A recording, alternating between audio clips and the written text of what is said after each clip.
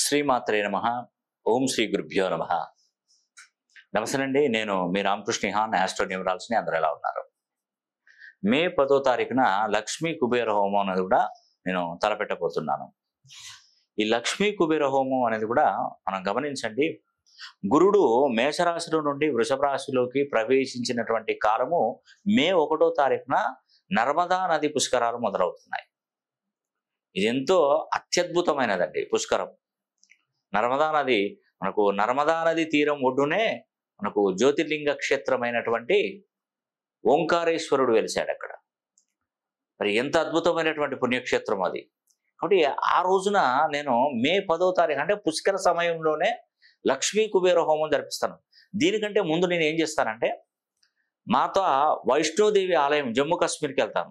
అమ్మవారి దగ్గర ఒక 10 కేజీల గోమతి చక్రాలు అమ్మవారి పాదుకల దగ్గర పెట్టి పూజలు పెట్టించి వాటిని తీసుకొచ్చిన తర్వాత నేను ఇక్కడ నర్మదా నది తీరంలో 18 బీజాక్షరాలు అక్కడ వదిలేసి, ప్రతి ఒక్కరి పేరు మీద 18 బీజాక్షరాలు వదిలేసి పవిత్ర జలాన్ని తీసుకొచ్చి 10వ తారీఖున లక్ష్మీ కుబేర హోమం జరిపించి ఈ 5 గోమతి చక్రాలు మరియు ఈ యొక్క నర్మదా నది పుష్కర జలాన్ని తప్పకుండా మీకు అందిస్తానండి. తప్పకుండా ఇది ఒక అద్భుతమైనటువంటి గొప్ప అవకాశం. లక్ష్మీ కుబేర హోమం జరిపించుకున్నటువంటి వారి ఇంట ఎప్పుడు కూడా లక్ష్మీదేవి ఎప్పుడు కలకలలాడుతూనే ఉంటుందండి. నేను ఇచ్చినటువంటి 5 గోమతి చక్రాలు మీ దగ్గరలో మీకు గోల్డ్ స్మిత్ ఎవరైనా ఉంటే దాన్ని లాకెట్లు చేయించుకొని ఇంటిలిపాది మెడలో వేసుకోండి. లేదు అనుకుంటే ఒక్కొక్క గోమతి చక్రం, ఇప్పుడు కార్యాలయంలో మీరు ఆఫీస్కి వెళ్తున్నారు, అక్కడ ఒక గల్లా పెట్టెలో మీరు ఆ యొక్క గోమతి చక్రం పెట్టుకోండి.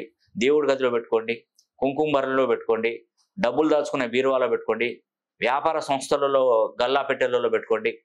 ఇది లక్ష్మీ కుబేర హోమం జరిపిస్తున్నాం కాబట్టి అక్కడ అమ్మవారి యొక్క ఆశీస్సులు పొందినాయి గోమతి చక్రాలు. అతి పవిత్రమైనటువంటి ఈ యొక్క వైష్ణోదేవి, మాతా వైష్ణోదేవి 3 అమ్మవార్ల ప్రతిరూపం అండి. ఒకటి సరస్వతీదేవి, ఒకటి లక్ష్మీదేవి, మహంకాళీదేవి యొక్క ప్రతిరూపంగా చెప్పుకోవచ్చు. ఆ త్రికూట పర్వతంపై ఈ యొక్క అమ్మవారు వెలిశారు. నిజంగా ఎంత అదృష్టం అంటే అంత అదృష్టం అండి. కాబట్టి ఇక్కడ చూడండి ఎన్ని విధాలుగా మీకు మేలు జరుగుతుంది. ఫస్ట్ నేను అమ్మవారి దగ్గర పూజించినటువంటి 5 ఈ యొక్క గోమతి చక్రాలను పంపించడం, అదేవిధంగా పుష్కర నది జలాన్ని పంపించడం రెండవది, అదేవిధంగా లక్ష్మీ కుబేర హోమం అనేది కూడా నేను మీ పేరు మీద జరిపించడం, తర్వాత 18 బీజాక్షరాలు అనేది కూడా మీ పేరు మీద ఆ యొక్క పుష్కర నదీ జలంలో కలపడం, ఇవన్నీ కూడా చాలా చాలా చాలా చాలా వేలా విశేషం మంచిదండి.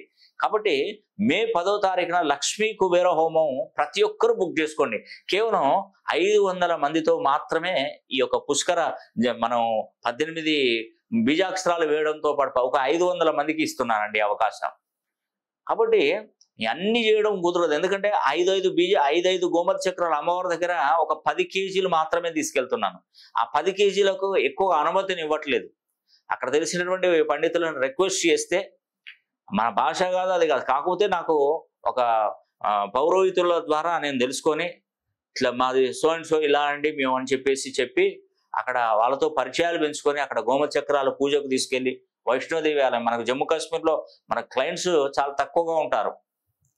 కాబట్టి అక్కడ మనం పూజారులను వాళ్ళని అడిగి ఆ గోమతి చక్రాలను పూజించి మనకి ఇవ్వడానికి ఒక 10 కేజీలకు మాత్రమే ఒప్పుకున్నారు వాళ్ళు. మరి ఈ 10 కేజీలు కూడా మీకు ప్రతి ఒక్కరికి 5 కాయిన్స్ మనకు పంపించడం ద్వారా ఒక 500 మందికి వస్తాయని అనుకుంటున్నాను. కాబట్టి ఇంతవరకు మాత్రమే మనకు అవకాశం అనేది కూడా ఉంటుంది. కాబట్టి మీరు ఈ మే 10వ తారీఖున లక్ష్మీ కుబేర హోమం అనేది కూడా తప్పకుండా జరిపించుకోవాలని కూడా, అది మీరు మా దగ్గరికి రానవసరం లేదండి. మీరు ఎక్కడున్నా విదేశాలలో ఉన్నటువంటి వారు కూడా ఈ లక్ష్మీ కుబేర హోమం అనేది కూడా జరిపించుకోవచ్చు. మరి ఈ అవకాశాన్ని ప్రతి ఒక్కరు సద్వినియోగం చేసుకోవాలని కూడా మనస్ఫూర్తిగా కోరుకుంటూ సెలవు తీసుకుంటున్నాను. సర్వే జన సుఖినో భవంతు.